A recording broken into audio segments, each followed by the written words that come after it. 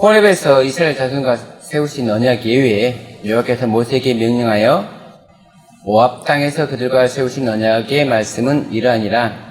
언약을 호렙산에서 한번 세웠는데 왜 모압에서 또 한번 세워야 되는 건가요? 모압 땅에서 또 한번 세우신 이유는 백성이 바뀌었잖아요.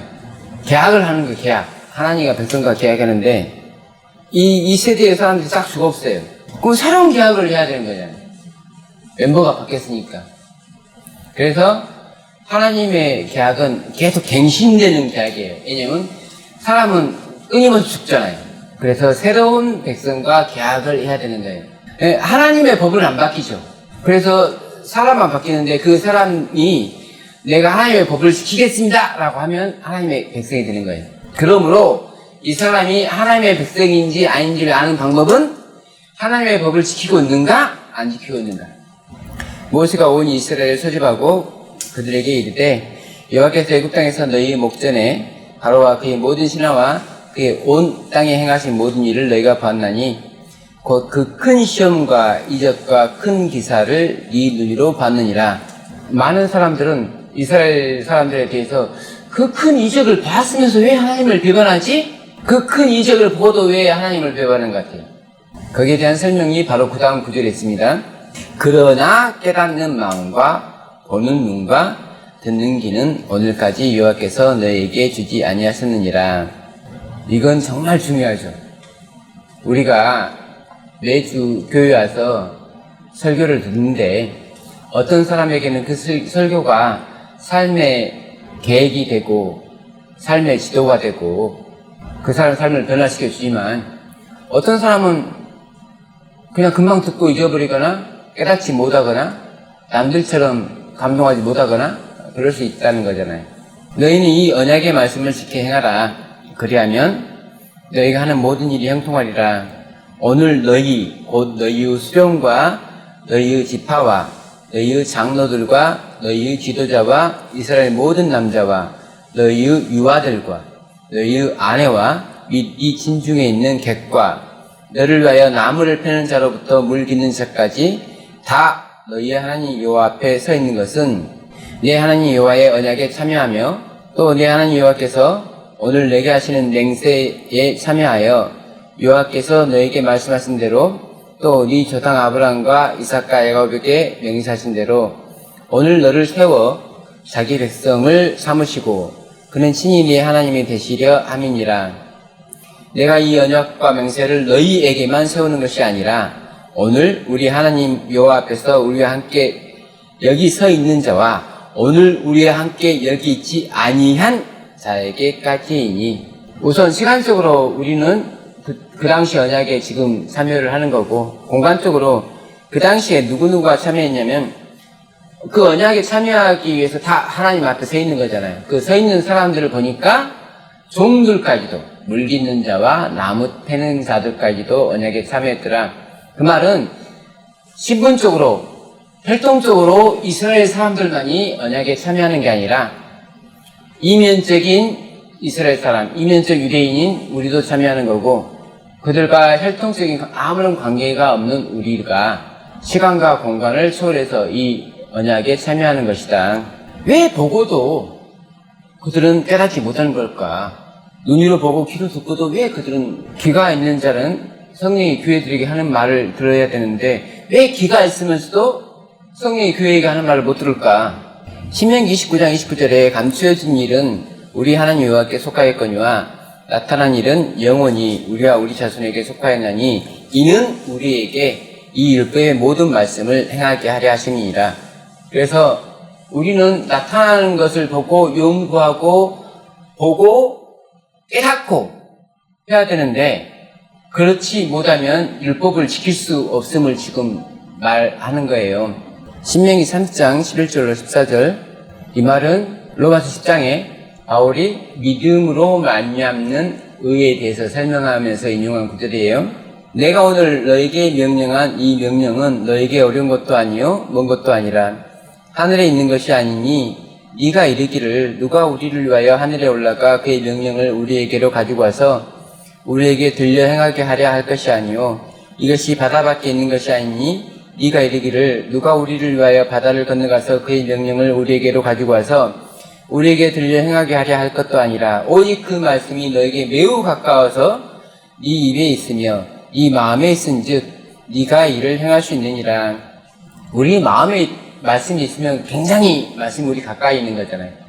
오늘 설교는 왜 우리는 보고도 깨닫지 못하는가? 왜 듣고도 깨닫지 못하는가? 그 이유는 깨닫는 마음과 보는 눈과 듣는 귀를 하나님께서 우리에게 주지 아니하셨기 때문에. 말 편이 이상하잖아요. 하나님 안 줬을까요? 본인들이 사실 못 깨닫는 거잖아요. 이사야 6장입니다. 우시야 왕이 죽던 해에 내가 본즉 주께서 높이 들린 보좌에 앉으셨는데 그의 옷자락은 성전에 가득하였고, 이사야가 본 첫 번째 환상입니다. 거기서 그는 성전에 계신 하나님을 봤습니다. 이사야서는 거룩함에 대해서 많이 언급하고 있고, 사실 이사야서를 읽게 되면은 우리가 말라기에서 읽었던 또는 요한계시록에서 읽었던 그런 장면들을 많이 볼 수가 있어요. 문맥을 따라서 읽다 보면은 정말 우리 이사야 선지자는 아름다운 글을 쓰는 분이고, 성소와 심판에 대해서, 구원과 심판에 대해서 정확하게 이해하시고 계시는 분이구나. 하나님께서 보여주신 계시를 통해서 또는 그 자신의 영적 통찰력을 통해서 그에게 주시는 하나님의 영에 의해서 그는 그런 경험들을 하고 있다. 스라필이 못을 입고 섰는데 각기 6날개가 있어 그 둘로는 자기의 얼굴을 가리었고 그 둘로는 자기의 발을 가리었고 그 둘로는 날며 서로 불러 이르되 거룩하다 거룩하다 거룩하다 만군의 여호와여, 그의 영광이 온 땅에 충만하도다 하더라. 이같이 하답하는 자의 소리로 말미암아 문지방의 터가 요동하며 성전의 연기가 충만하니라. 여기서 등장하는 스랍은 사실 우리가 그 천사라는 단어는 헬라어로 안겔로스인데 히브리어는 말아크라고 합니다. 사자라는 뜻이에요. 그래서 하늘에 있는 사자뿐만 아니라 땅에 있는 사자도 다 말아크로 합니다. 스랍은 사라브라는 말인데 복수형을 세라핌, 사라프는 뜻이 불붙는 자. 이 스랍이라는 단어가 다른 곳에서 찾아보니까 다 불뱀, 독사 그렇게 쓰였어요.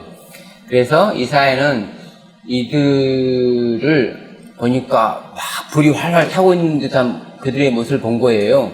그래서 불붙는 자라고 표현한 거예요. 그냥 보는 그대로, 보이는 그대로 표현한 거죠. 하늘에 스랍 천사가 있는 게 아니고 자기가 환상 중에 본 그들의 모습이 불꽃 같다는 거죠.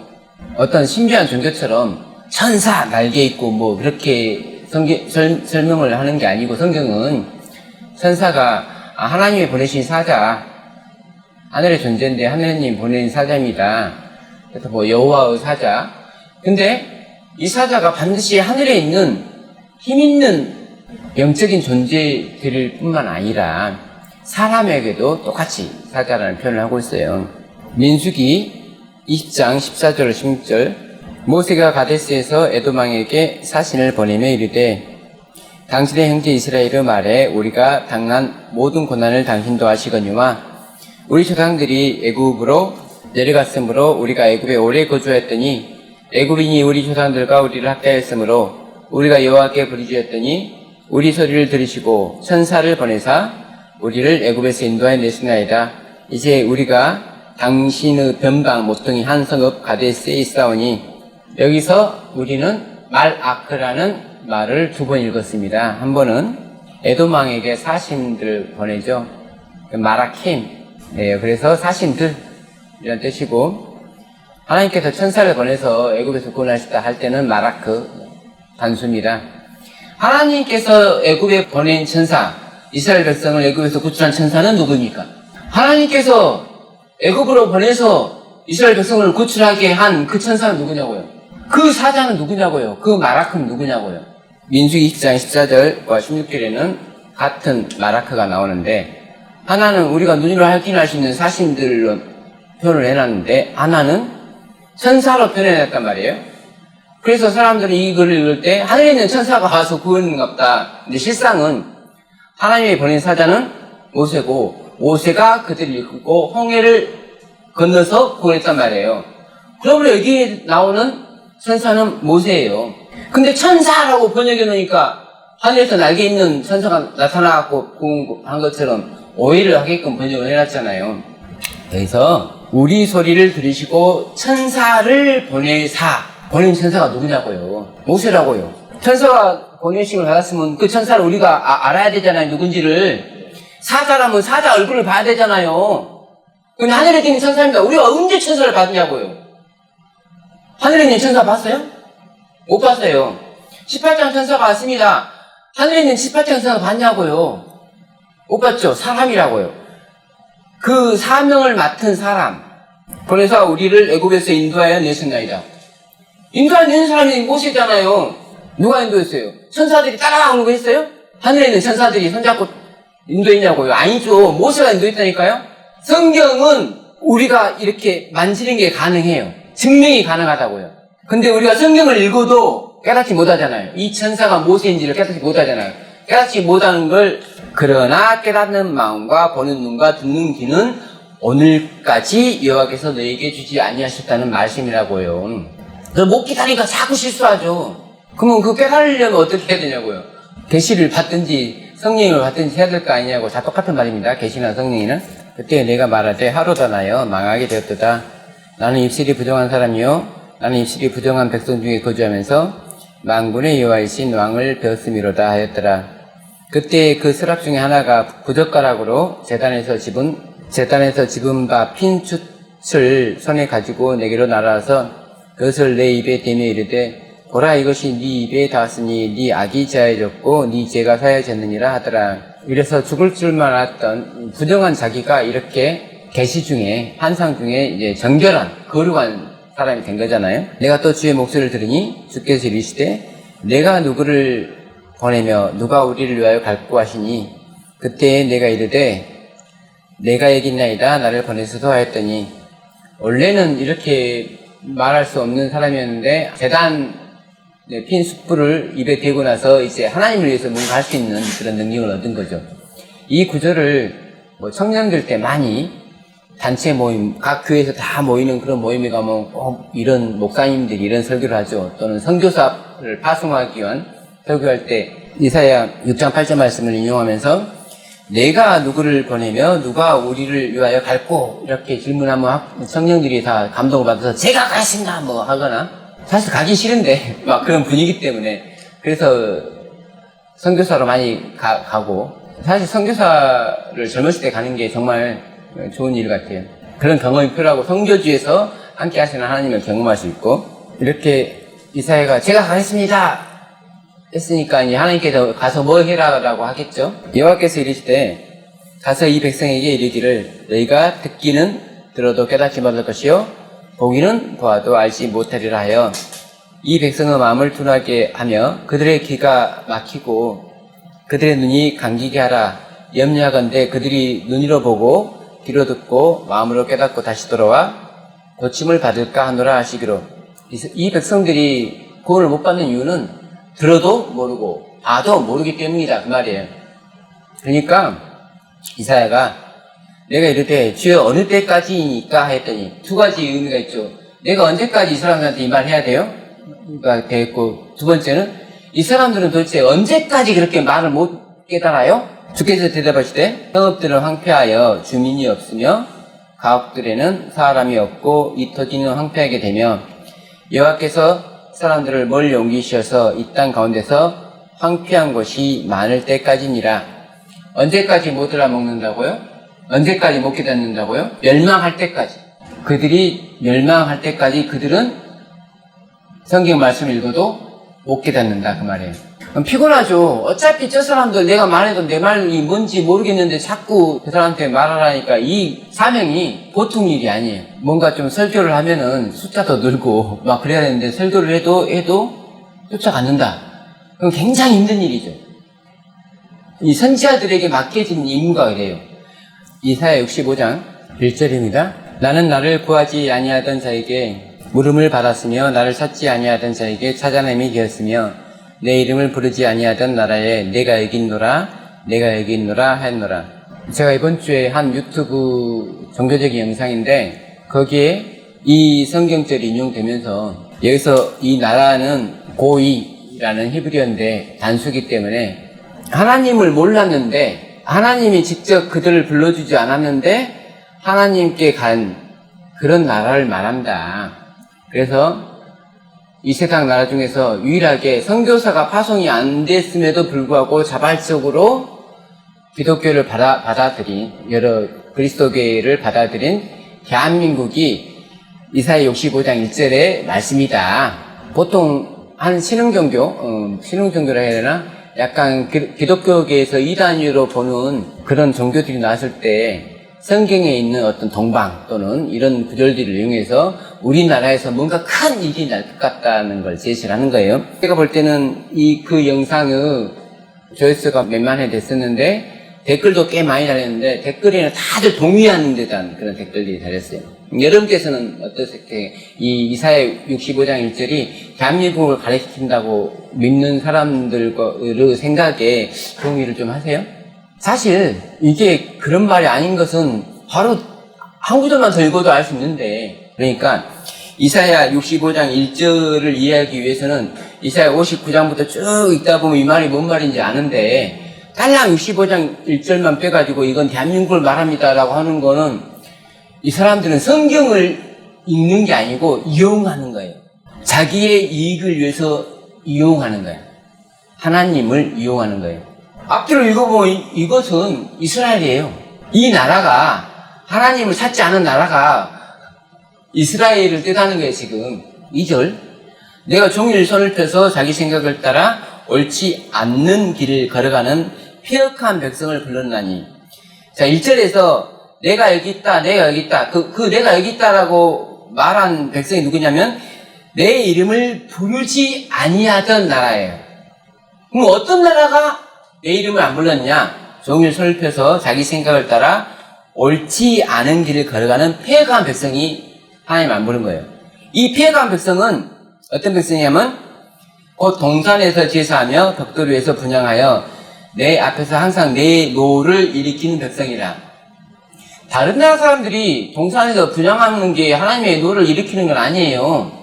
하나님의 백성이 동산에서 분향하니까 하나님이 자기 백성이 그러니까 그들이 무덤 사이에 앉으며 은밀한 처소에서 밤을 지내며 돼지고기를 먹으며 가증한 것들의 국을 그릇에 담으면서 자 그들의 행위는 이렇게 부패했어요. 부패했는데 5절 사람에게 이르기를 너는 네 자리에서 있고 내게 가까이 하지 말라 나는 너보다 거룩함이라 하나니. 자기는 스스로 거룩하다 하지만 자기의 행동은 전혀 거룩하지 않잖아요. 이 백성의 상황이 이렇단 말이에요. 우리 교회는 하나님의 택한 교회입니다라고 착각하고 있지만 택한 교회로서 하는 일은 하나도 없다는 거잖아요. 11절 오직 나 여호와를 버리며 나의 성산을 잊고 지금 하나님의 백성이 하나님을 버렸는데 버린 곳과 동일시하는 게 하나님의 성산, 곧 하나님의 성소를 버렸다는 거예요. 12절 내가 너희를 칼에 붙일 것인즉 다 부풀리고 죽임을 당하리니 이는 내가 불러도 너희가 대답하지 아니하며 내가 말하여도 듣지 아니하고. 그래서 이사야 65장에서 불러도 대답 없는 나라는 이스라엘이에요. 이렇게 좀만 더 읽어보면 알 텐데 65장 1절만 가지고 이건 대한민국입니다. 대한민국에서 앞으로 엄청난 일이 벌입니다라고 하니까 많은 사람들이 댓글에 찬성하는 맞아요 우리나라 그래요라고. 이 사람들 성경은 딱 이사야서가 65장 1절까지만 있고 그 후로는 없는 거예요. 그러니까 이사야서를 읽을 때 뭐 한 부분만 이렇게 뜯어보는 게 아니고 전체적인 맥락을 통해서 보면은 이사야 말이 다 이해가 가요. 전체적인 맥락을 이해하려면 몇 번을 읽어야 될 것 같아요. 이해될 때까지 읽으면 돼요. 주의 거룩한 백성이 땅을 차지한 지 오래지 아니하여서 우리의 원수가 주의 성소를 유린하였사오니 우리는 주의 다스림을 받지 못하는 자 같으며 주의 이름으로 일컬음을 받지 못하는 자 같이 되었나이다. 성소가 없으니까 성소 안에 계셔야 될 하나님이 없으니까 우리는 하나님 없는 왕 없는 백성이잖아요. 그래서 64장에서 오나건대 주는 하늘을 가르고 강림하시고 주 앞에서 산들이 진동하기를 불이 섭을 사르며 불이 물을 끓인 것 같게 하사 주의 원수들이 주의 이름을 알게 하시며 이방 나라들로 주 앞에서 떨게 하옵소서. 그러면서 3절에 주께서 강림하사 우리가 생각하지 못한 두려운 일을 행하시던 그때에 산들이 주 앞에서 진동하였사오니 주 외에는 자기를 앙망하는 자를 위하여 이런 일을 행하신 신을 옛부터 들은 자가 없고 귀로 들은 자도 없고 눈으로 본 자도 없었나이다. 이건 시내산에서의 강림을 말하는 거예요. 그래서 옛날에 시내산에 강림하셨던 것처럼 지금도 우리를 심판하시기 위해서 하늘을 여시고 강림해 주십시오. 근데 시내산에서 아까 신명기 29장에 연결되는 거는 옛부터 들은 자도 없고 귀로 들은 자도 없고 눈으로 본 자도 없습니다. 근데 그걸 다 본 이스라엘 백성도 못 깨달았잖아요. 이사야 66장 보라 여호와께서 불에 둘러싸여 강림하시리니 그의 수레들은 회오리 바람 같으리로다. 그가 혁혁한 유세로 노여움을 나타내시며 맹렬한 화염으로 책망하실 것이라. 여호와께서 불과 칼로 모든 혈육에게 심판을 베푸신즉 여호와께 죽임 당할 자가 많으리니. 자, 그럼 여기서 어떤 사람이 죽임을 당하는가? 17절 스스로 거룩하게 구별하며 스스로 정결하게 하고 동산에 들어가서 그 가운데 있는 자를 따라 돼지고기와 가증한 물건과 쥐를 먹는 자가 다 함께 망하리라. 여호와의 말씀이니라. 내가 그들의 행위와 사상을 아노라. 65장에서 언급되었던 부분이 다시 한번 66장에서 언급되는데 거룩한 게 뭔지 모르면서 자기가 거룩한 줄 아는, 자기는 거룩한 줄 아는데 자기 행동은 전혀 거룩하지 않는. 근데 그거에 대한 결론이 내가 그들의 행위와 사상을 아노라. 행위가 그렇게 삐뚤어진 건 사상이 삐뚤어져서다. 거룩에 대해 모르면 어떻게 거룩하게 사냐고요. 이사야 66장에서 주님께서 와서 심판을 하고 많은 사람을 죽이는데 죽이는 이유가 거룩하다면서 거룩하지 못하니까 죽이는 거예요. 그럼 그 백성이 누구냐? 65장에서 그 백성이 내 백성이야 그 말이에요. 문맥이 그러잖아요. 내 말이 아니라 문맥이. 근데 이런 문맥을 읽어도 못 깨닫는다니까요. 못 깨닫는 이유가 답을 내려놓고 읽으니까 못 깨달아요. 나는 예수님 오시면 구원 받는다는 엄청난 믿음 속에 살다 보니까 본인의 유혹을 지적해주는 말에 대해서 전혀 못 깨닫는 거예요. 여기 18절 말씀 앞에 이렇게 점이 찍혔잖아요. 그래서 문단을 구분하잖아요. 근데 읽어보면 18절에 내가 그들의 행위와 사상 아노라는 17절에 들어가야 될 말이잖아요. 그래서 공동번역 성경을 보면 이 구절이 17절에 들어가 있어요. 자, 그러면은 이렇게 이스라엘이 실패했어요. 이스라엘이 구원을 받아야 되는데 이스라엘이 맨날 이렇게 하나님의 뜻에 반하는 행동을 하기 때문에 그들은 멸망을 해야 되는데 그럼 누가 구원받냐라는 질문이 나올 수 있잖아요. 그래서 때가 이르면 문 나라와 언어가 다른 민족들을 모으리니 그들이 와서 나의 영광을 볼 것이며, 그래서 먼저 선택된 자들은 버림을 받고 나중에 된 자가 먼저 된다는 뜻이에요. 2절 나 여호와가 말하노라. 이스라엘 자손이 예물을 깨끗한 그릇에 담아 여호와의 집에 드림같이 그들이 너희 모든 형제를 문 나라에서, 여기서 그래서 문 나라에 있는 너희 모든 형제는 혈통적으로는 이스라엘 사람이 아니겠죠. 지금 문맥상 18절부터 말하는 문맥이 이스라엘 백성이 아닌 사람들을 지금 부르겠다는 거잖아요. 너희 모든 형제를 문 나라에서 나의 성산 예루살렘으로 말과 수레와 겨자와 노새와 낙타에 태우다가 여호와께 예물로 드릴 것이요. 그래서 지금 말라기에서 말하는 예물이 이 예물이란 말이에요. 곧 사람 예물. 우리가 하나님의 예물이 되는 거예요. 나는 그 가운데서 택하여 제사장과 레인을 삼으리라. 여호와의 말이니라. 그래서 심판의 계획, 하나님께서 심판을 통해서 기존 교회, 하나님께 먼저 맡은 마지막 예수 그리스도의 재림을 촉진시키기 위해서 먼저 된 교회를 폐하시고 진짜 레인 역할을 할 사람들을 외부에서 부린다는 거예요. 진짜 레인. 원래 우리가 레인을 해야 되는데 레인을 지금 안 하고 있잖아요. 안 하고 있으니까 폐해야죠. 그리고 다른 데서 불러다가 제사장과 레인을 삼는 겁니다.